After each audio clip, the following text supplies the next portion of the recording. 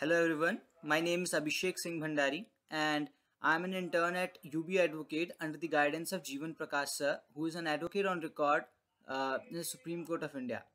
Today I am going to talk about the legality of anti-conversion law in India.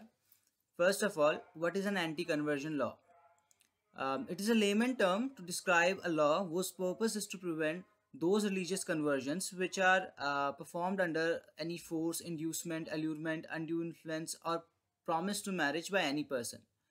In India, on a national level, some bills like Indian Conversion Regulation and Registration Bill 1954, Backward Communities Religious Protection Bill 1960, and Freedom of Religion Bill 1979 was proposed by the government in the parliament, but due to lack of support, none of them could be passed in the parliament. Odisha was the first state to pass anti-conversion law as Freedom of Religious Act in 1967. Just in subsequent year, 1968, Madhya Pradesh also legislated Dharma Swatantra Adhiniyam. Then we can see other Indian states where anti-conversion laws have been passed by the state legislature, like Arunachal Pradesh in 1978, Chhattisgarh in 2000. When it got separated from Madhya Pradesh, it adopted the Madhya Pradesh anti-conversion law 1968 as its own. Then Tamil Nadu in 2002, but due to protest by the minority groups, it was repealed by the government in 2004. Then Gujarat in 2003, Himachal Pradesh in 2006, Rajasthan in 2006, then Jharkhand in 2017, Uttarakhand 2018, UP 2020, and Karnataka has recently passed its protection of right of freedom of religious bill 2021. Now, the legal issue regarding the anti-conversion law was first arose in Mrs. Yulita Haide and others versus State of Orissa and others in 1972. In this case, it was contended by the petitioner that being a Christian priest, it is their belief to share the exponents of the religions in order to convert persons of other religion to their own religion. Under Article 25 of the Constitution of India, this right is guaranteed to them. The main contention of the petitioner was that the Freedom of Religious Act 1967 was ultra vires on the ground that first, the state legislature does not have the competency to make laws on such matters, and second, the act violates the fundamental right of freedom of religion guaranteed under Article 25 of the Constitution of India.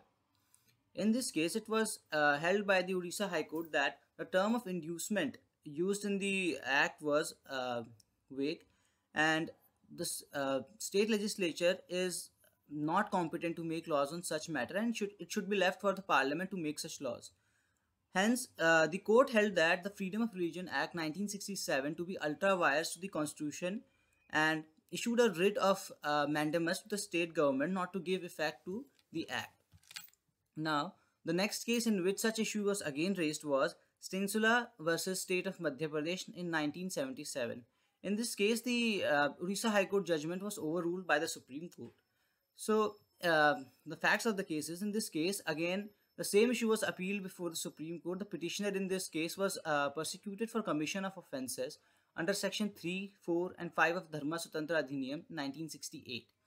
The petitioner contended that only Parliament under entry 97 of List 1 has the power to make laws on such matter, and state is incompetent to make laws on such matter.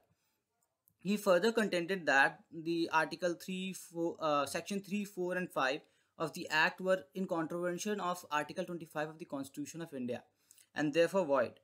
In this case, while rejecting the petitioner's contention, it was held by the Supreme Court that the right to propagate guaranteed under Article 25 of the Constitution is limited to transmit or spread one's religion by exposition of its tenet, but it does not include the right to convert another person.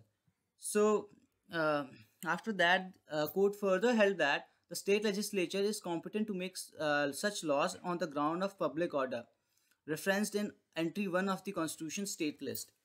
The court observed that if the forceful conversion had not been prohibited, that would have caused public disorder in the state, and therefore a state is justified to make laws on such matter. Hence, the court upheld the constitutionality of the act. That's all. Thank you.